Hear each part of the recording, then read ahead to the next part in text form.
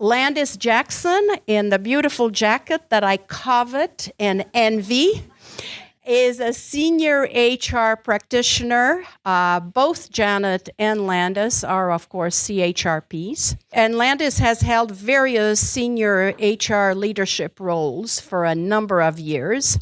Her sectoral activity includes health, technology, property management, and financial services. Landis also teaches at the University of Calgary and at Mount Royal University. So here you go and have somebody else who has the teaching experience. Hi, I'm going to be talking to you today about compensation. To get ready for that conversation, I'd like you to get into your pamphlets that they've handed out to you. And if you can pull out, because you're going to be working through this presentation while I'm talking, there's a handout, a 2-page handout at the end. So carrying on from what Janet and Adam set the stage for, now we want to focus on compensation. We want to look, though, at the big picture. So to focus our attention, I'd like you to have conversation at your table. What does your compensation package, what is it comprised of in your organization? What's your compensation package comprised of? Just talk big picture. Don't talk specifics. I don't want you to share that. But just start to focus on compensation. Just for a minute. Away you go. What's compensation look like at your organization? Are you willing to share some of those ideas? What is compensation in your particular organization? Yes. A pension plan? Okay, great. Vacation time, flex days? Okay, all right. When we talk about compensation, it is more than money. And I want you to be thinking about the motivation that drives the people in your organization. What motivates them? Before we get to that part of it, we need to talk about the strategic piece of compensation, and sometimes we forget about this. And I'm splitting it up into 3 different areas. Number 1, we want to look at the corporate strategy. What's the purpose of your organization? Why are you there? What makes you different from your competition? You've got to keep an eye on your competition. But what's the strategy? Questions I want you to think about right now is, what's stated in your mission and vision statement and what's not stated? Are people mentioned in that vision, mission statement? How large is your organization? That's going to drive compensation and what you offer. What type of employee do you have? What generation do you have in the workplace? Because different generations are asking for different things. And if you want to retain them, you've got to be very aware of what those expectations are. Secondly, cultures. What kind of cultures do you have within your organization? Respect those and enhance those into your plan. What about full-time, part-time, intern, co-op students, summer students? All of that plays into the strategy of your compensation. And we'll get you to focus on your company in just a couple of minutes. That's the strategic piece. Then we want to look at the structure of your organization. So shift your mind. How does the leadership view the people in your organization? If I was to ask the people in your organization, what would they say? Would it be different than what the leadership is saying? Oh, this is how we treat our people. What would the people be saying? Secondly, how's communication shared? Is it from the CEO, from the executive director, down throughout the organization? Or is there opportunity to have that feedback, that conversation going across lines, up and down vertically through the organization? How are you rewarding your people? Is your organization centralized, decentralized? And what kind of leadership style, what kind of decision-making process is used in your organization?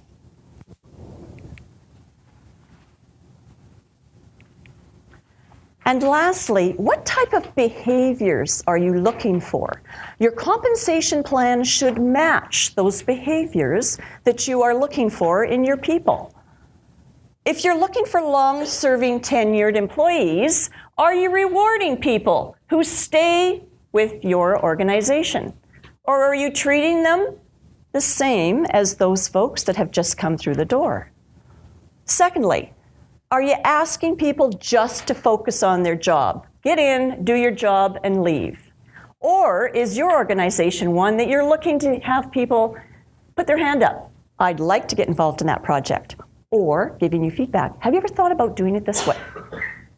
Number 3, are you looking for people that really understand customer service, client service?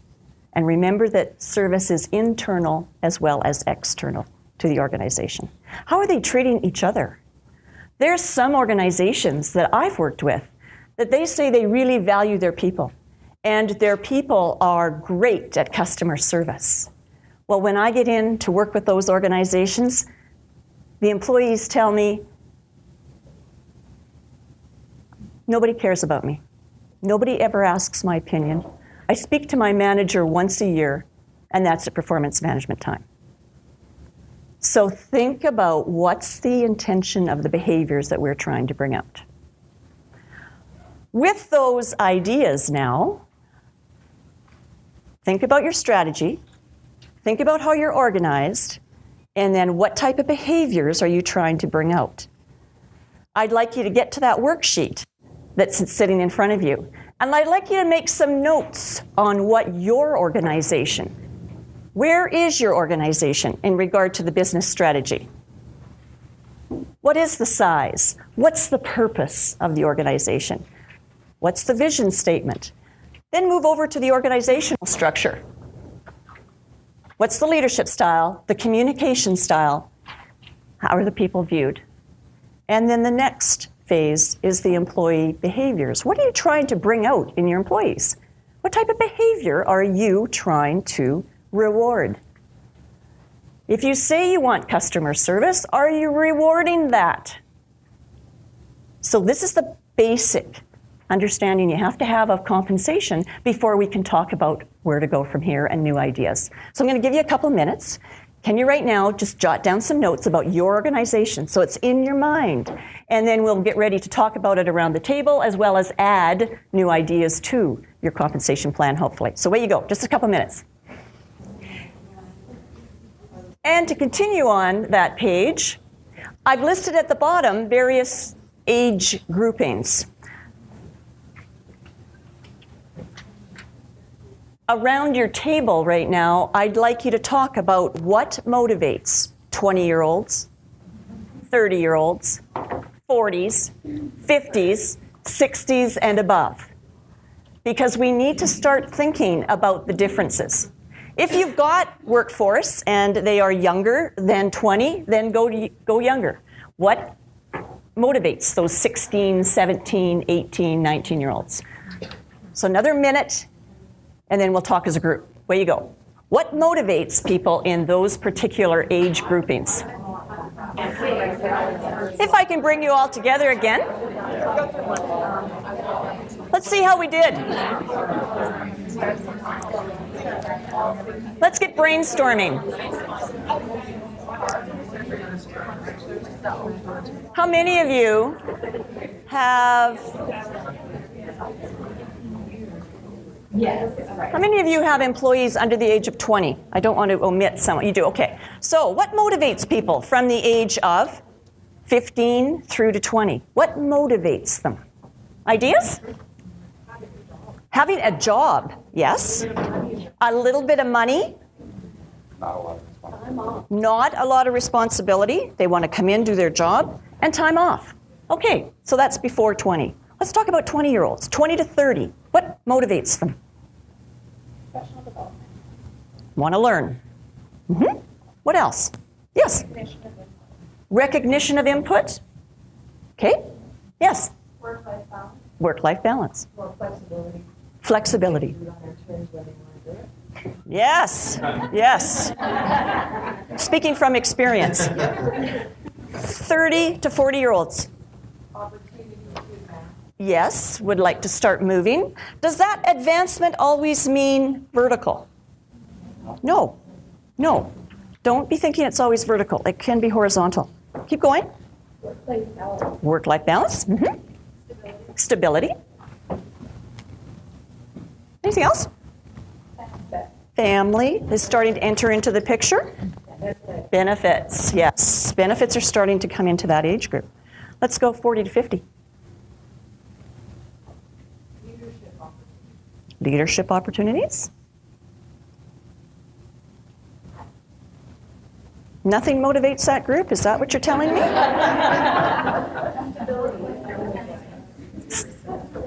Stability? An opportunity to give back to the community. Yes, opportunity to give back. Yeah. Flexibility? Recognition of their experience. Yeah. Acknowledging where they've been, where they've come from. The next age group. Giving back to the community. That's what I feel about our older. With your older employees. Recognition? Mentorship. What do you mean by that? Being the mentor. You'd like to be the mentor. Absolutely. Absolutely. Anything else? Sabbaticals. Yes. Thanks, Janet. Yes. Yes. You want to have a break. Yeah. So those are all things that you should be thinking about when you're starting to look at your total compensation package.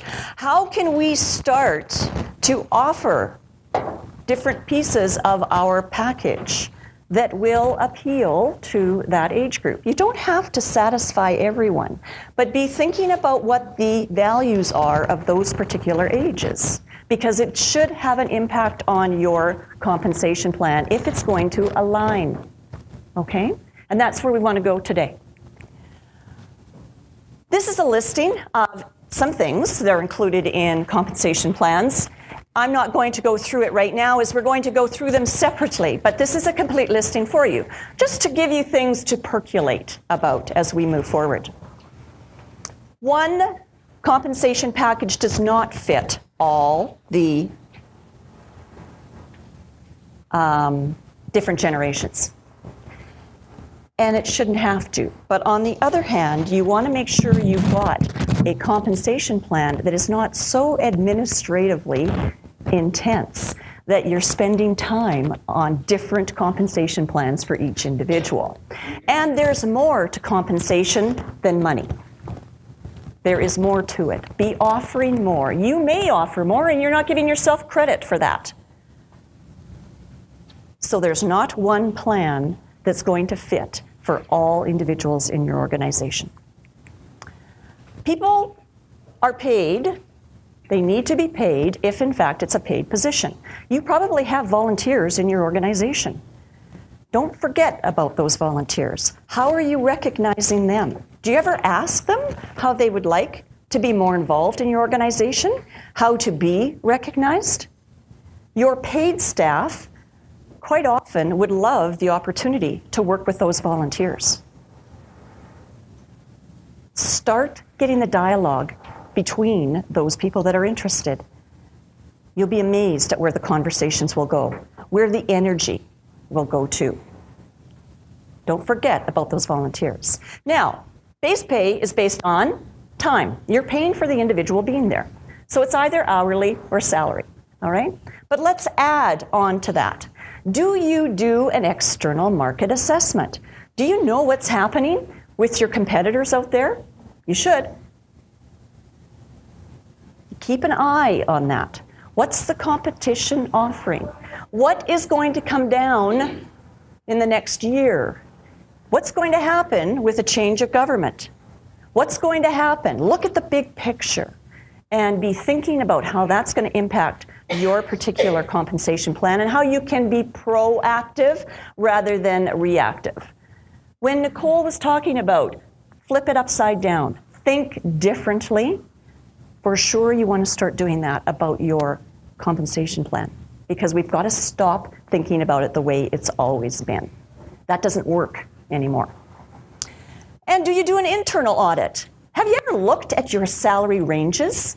Is there a difference between a receptionist, a coordinator, a manager? And are you paying equitably? Males and females, similar jobs, similar experiences. Are you paying the same? I quite often come into organizations where they're not. And then how do we get males and females at the same level? So be thinking about pay equity. Performance pay. This is another option. Some of you may not have the luxury of having the cash to pay for this. But think about all the options for performance pay. It's not just individual. It can be based on team performance. It can be based on the organization, how the organization does.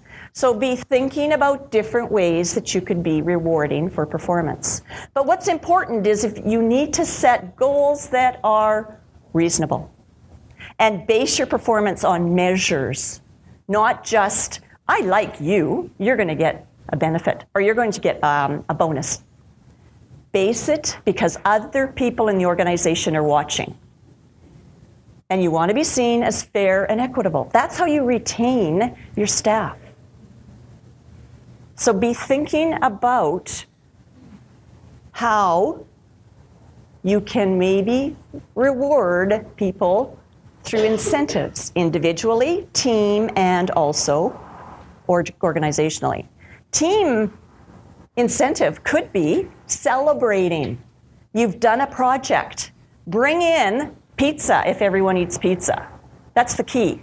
Don't bring pizza in if there's 5 people allergic to milk, cheese. That's not rewarding the people that have put their effort into it.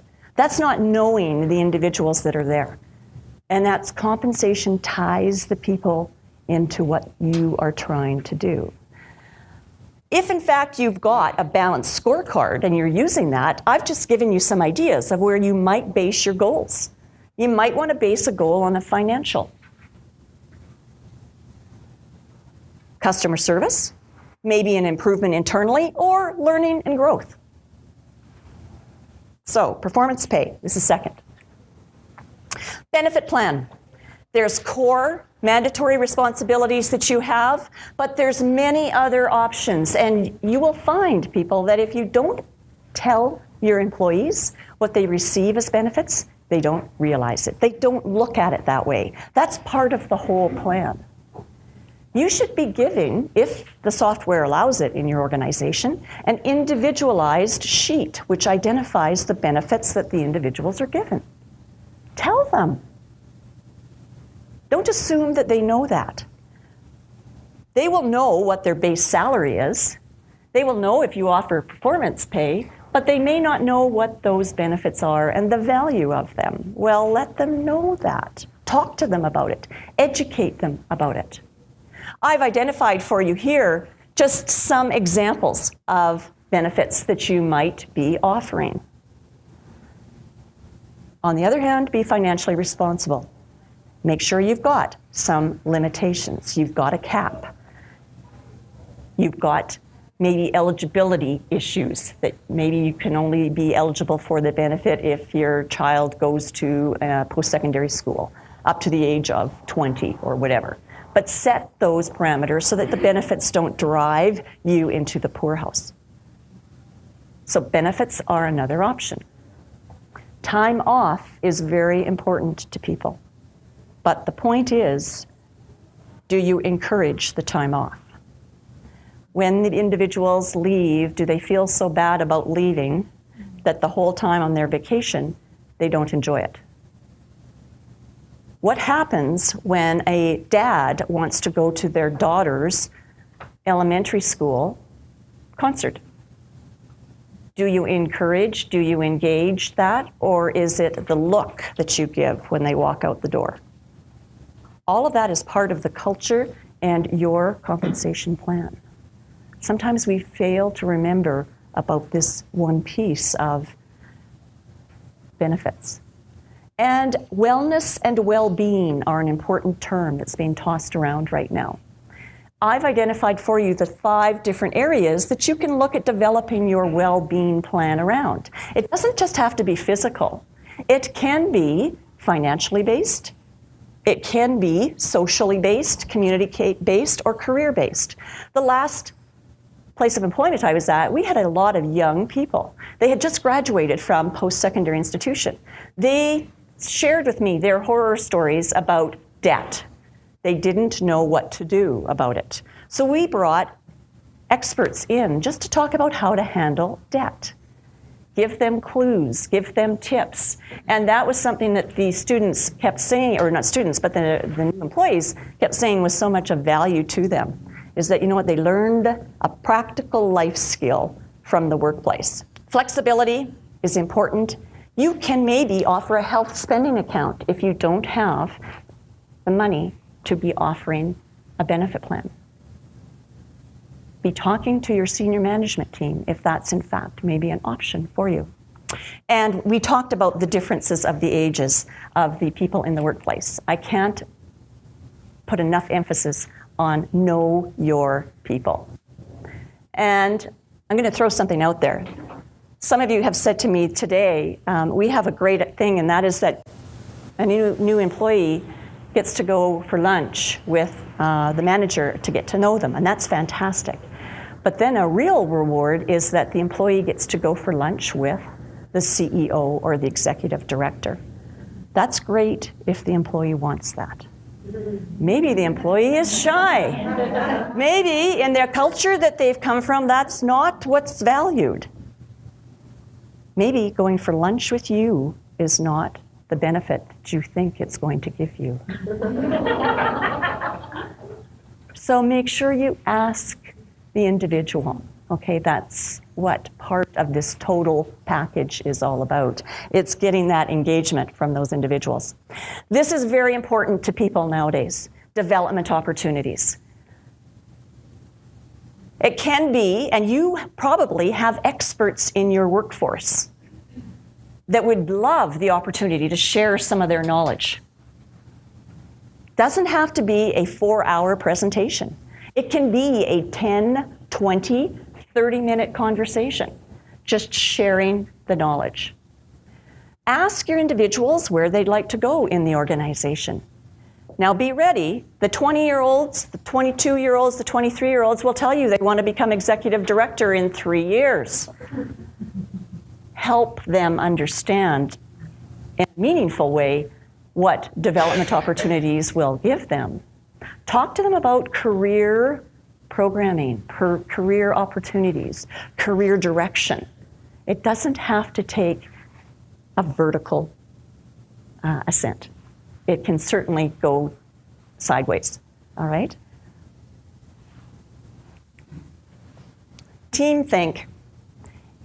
When there is an issue that's come up in your team, do you bring your whole team together? There's nothing more valuable than being asked your opinion.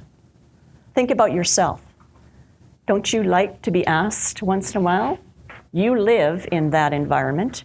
You've experienced things. It's no different than your employees. Bring them together, have a quick brainstorm, then come back to them and talk to them about, okay, we're going to go this particular way. Use the follow-up piece to make sure that they know that you've heard them.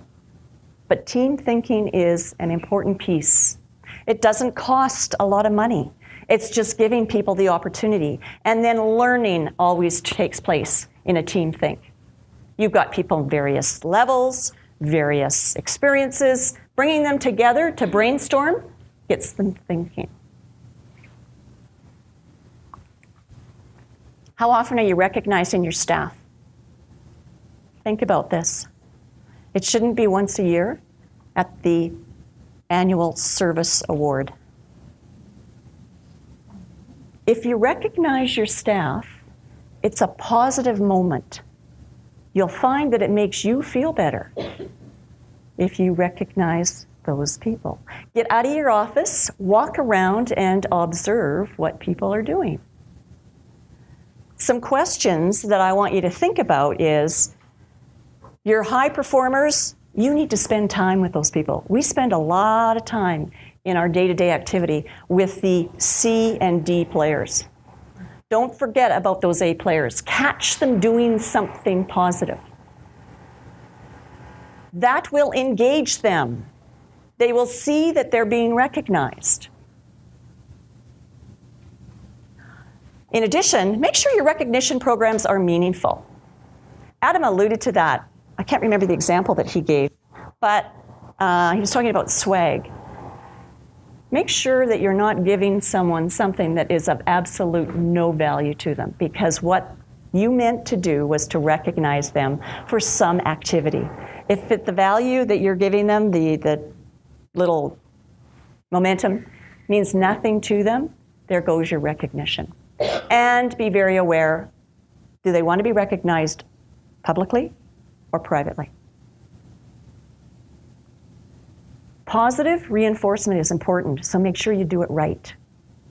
A guide that I like to use for myself, and you might want to take it back to your workplace, is that I try to recognize people, at least one person a week. Optimally, I try to do it every day, but I'm not always in the office every day. And you know what? We have work to do. So sometimes you can't do it. But for sure, every week I'm recognizing somebody. Round your table, talk about ways you recognize your staff. Brainstorming ideas for recognition is an important piece of your compensation plan. So I'm just going to give you another minute to do this, but just quickly brainstorm. What do you do for recognition of your staff? Let's keep going. Let's keep talking about other things you should include or be thinking of when you start thinking about your total compensation plan.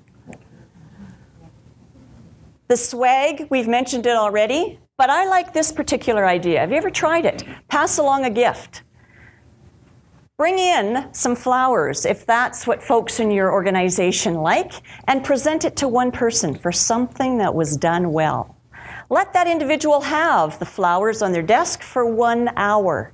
Then they get to choose someone in the organization that they've seen do something well. And you're circulating the gift. What that's doing is peer recognition. And there's nothing formal to it other than you've caught somebody doing something good. Now, don't do flowers if it doesn't mean anything. Choose something else. But the intention is there. Pass something along. You'd be surprised how something as simple to organize as that makes people feel good. All of a sudden, there's that jump in their walk when they come to work. It's building that, you know what, I like working for this company because I'm recognized for what I do. Bring in some fun into the organization. I can't stress this enough. You trudge into work, you trudge through your job, you trudge home. Isn't it an exciting day? Let's have a laugh once in a while. Let's bring a symbolic award in, if you'd like. I worked with a very creative company, and so we had a big banana award. And it was in the shape of a plastic banana, and we presented it once a month. And it was for an individual who came up with the most innovative idea to help us bring customers into our organization. They got to proudly display that trophy. That trophy, when we made it, cost us, I don't know, $4. So it wasn't very expensive. It was the point, is that you're recognized for your particular idea. It was symbolic. It shows that we care for the people that are there. A lot of your individuals are working for your organizations because they believe in what you're doing. It's not that they're there for the money. The money's nice, but there's much more to the workplace than that. Time off. Do you encourage volunteer activities? Both as a team and as individuals. Surprising how you get to know people when you have to go as a team and maybe work at the food bank. Who knows where? Encourage opportunities for them to go to work at their kids' school. That's where employers need to be nowadays.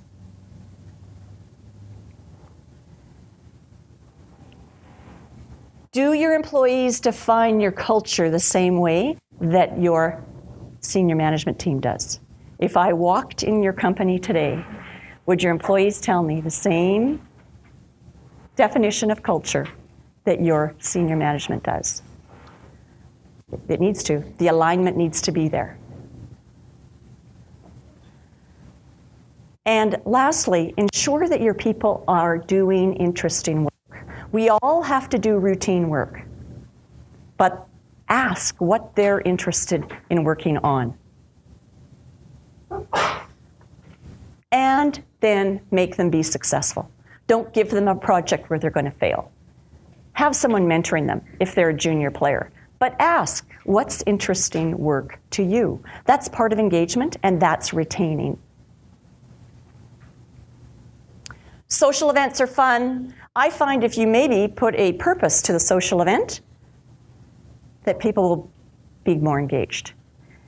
And in this day and age, social events during the day, you'll find obviously people will participate more than on Friday night and on the weekend. Social events don't always have to evolve around food either. People do like food. However, you don't need to think about always feeding them when you have these social events. In this day and age, try to bring some activity into your social events. Because we spend a lot of time sitting. And how do you communicate your plan to your people? Be thinking about that. Let them know what all you're doing for them. They don't know what they don't know. Measurements. Look at your total budget. How much are you spending on compensation? You need to know that number.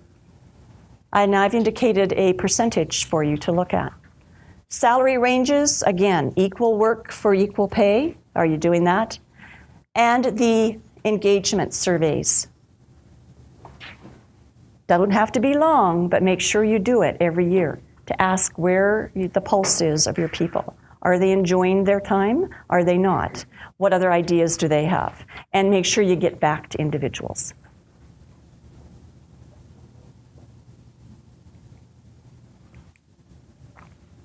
And I encourage you to look at your compensation plan every year. In this day and age, you've got to evaluate it every year. Look at the big picture. Go back to that strategy that we worked on at the beginning of the worksheet, and then see how is our reward package matching that strategy. Okay? Thank you.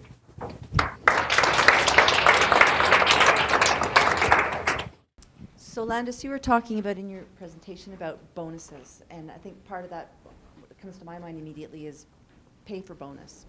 I'd like to know how many not-for-profits actually have bonuses in their compensation structure, because that, in my mind, has been taboo in the past.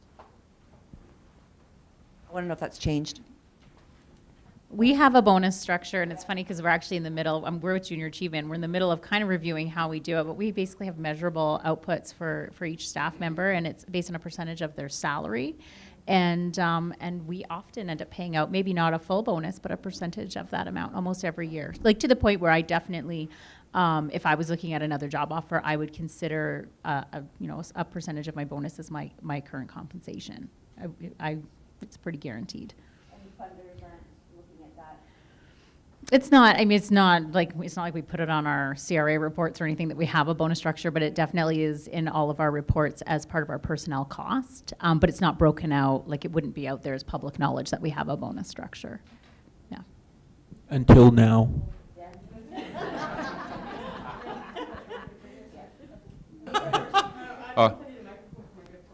I was just going to say that at my place of employment, we sometimes, because of the funder issue, we maybe give an extra week vacation as a one-time bonus, so stuff like that. So try to give either time off or learning development opportunities and whatnot, as opposed to a monetary bonus. Okay, yeah.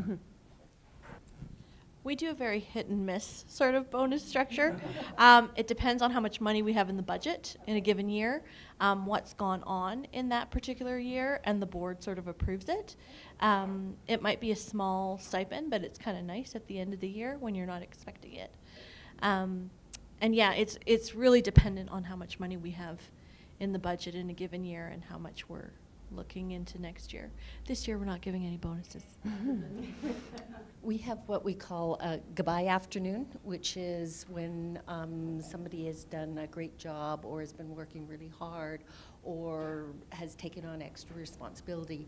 I just go in and say, goodbye, we'll see you tomorrow or on Monday.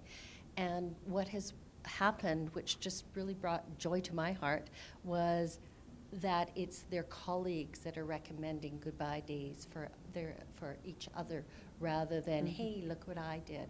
And that's to me, a symbol of a team, good team.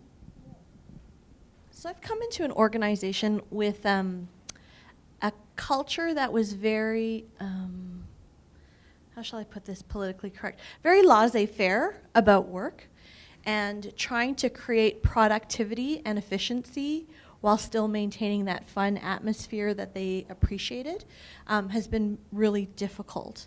And for people that we've brought in that are new, the expectations are clear. Not my old employees, but the employees that were there previously have there's a lot of resistance. It's always resistance to change.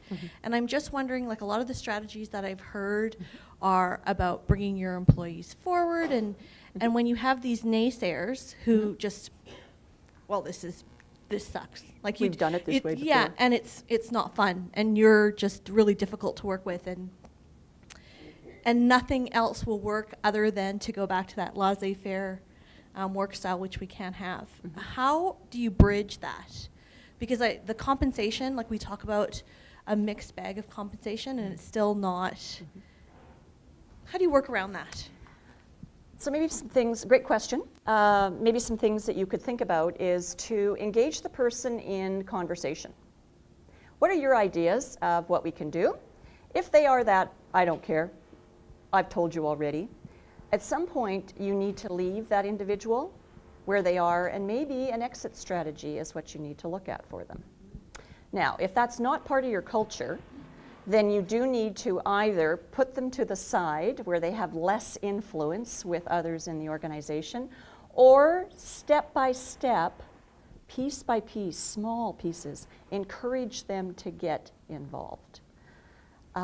They've been allowed to do that in the past. That's the issue. So you're changing the culture and the strategy of the company, and it will take a period of time. Another great thing that happens is sometimes the enthusiasm from the new employees will bring those individuals along. Try some of those. It's hard. It doesn't happen overnight. Yeah. Actually, it's a classic change management process, and it does take a long time. But going back to the earlier conversation, just to tie it together about the requirement, of course, from the funders and the constraints that places on compensation or on recognition, somewhere along that continuum, and that goes a bit to the change management as well, there can be a very healthy conversation with a funder about outcomes. So if we are accountable for the outcomes, not the output, but the outcomes, how can we then tie it to having the productivity that is needed? So it's a different conversation. It's not just give me $10 to run a program.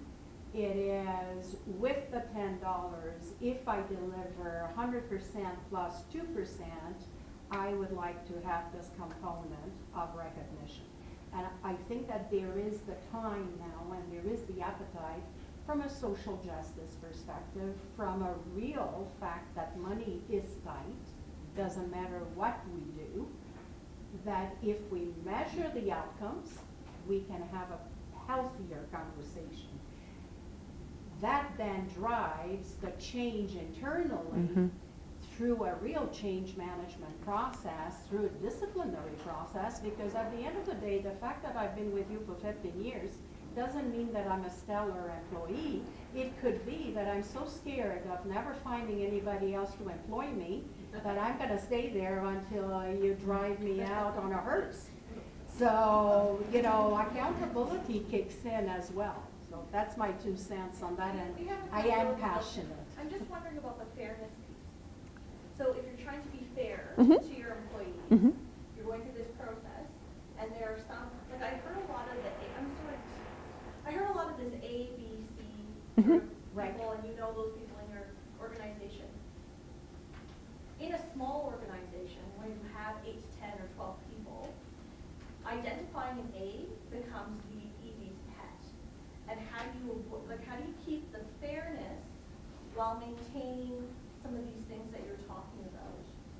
You really want to go down that road? I think we should take that offline because I heard something in there that really is not a pretty picture.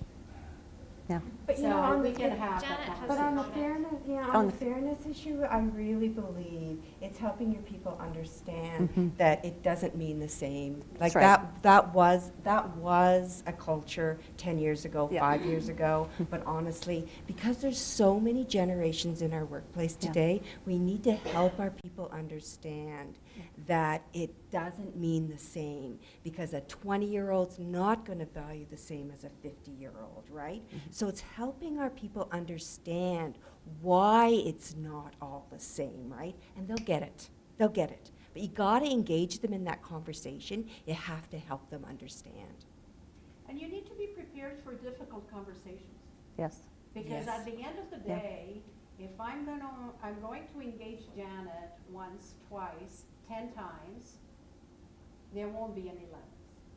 And it doesn't matter how long Janet's been around, but because you cannot have that kind of differential of performance.